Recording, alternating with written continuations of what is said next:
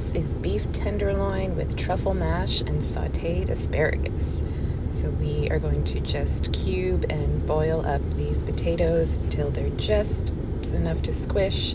Then I take some of these peppercorns and put them in a Ziploc bag and just smash the hell out of them with a rolling pin or like a hard bottom skillet, something like that.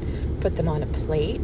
And then you're going to take those beef tenderloins that are nice and dry and just kind of pat them in there.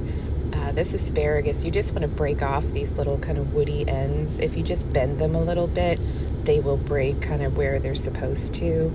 So this is just drying off those beef tenderloins. If you want to make sure they're super dry so the stuff kind of sticks to them, you want to get sort of a nice coat with that peppercorn on there, but not so much that it's going to burn. You just want to get some good flavor on there.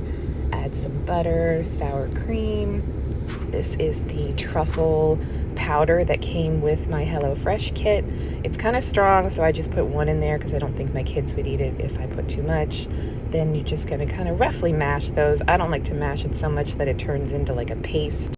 So I add a little bit of olive oil to the pan, and you do it over kind of like a medium-high heat. You want your heat pretty high so you get that nice little crust on each one of those steaks, and make sure that they get lots of oil and that those peppercorns aren't burning. This is a beef stock concentrate that came with my HelloFresh kit.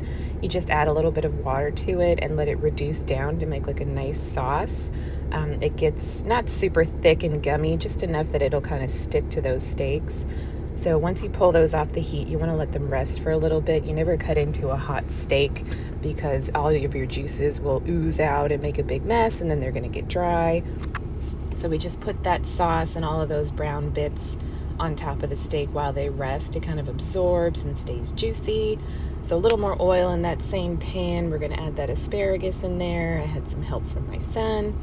And then in that same pan, once they're sauteed, add some almonds, slivered almonds, just for a couple minutes to toast them up and help them release the oils, because we're going to toss that asparagus in with those almonds just for a little bit of crunch and flavor.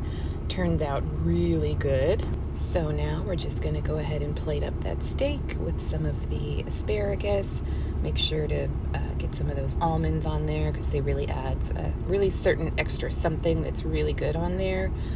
We've got our potatoes mashed up, so we're going to put those on the plate. And then don't forget about that sauce that we let the steak rest in. We're going to put a little bit of that on top. On the side, I didn't film it, but there was a compound butter. It's just butter, chives, a little bit of salt and pepper. Put that on top of your steak. Garnish your potato with a little chive, and that's all there is to it. Looks fancy, but was actually pretty easy and was really delicious.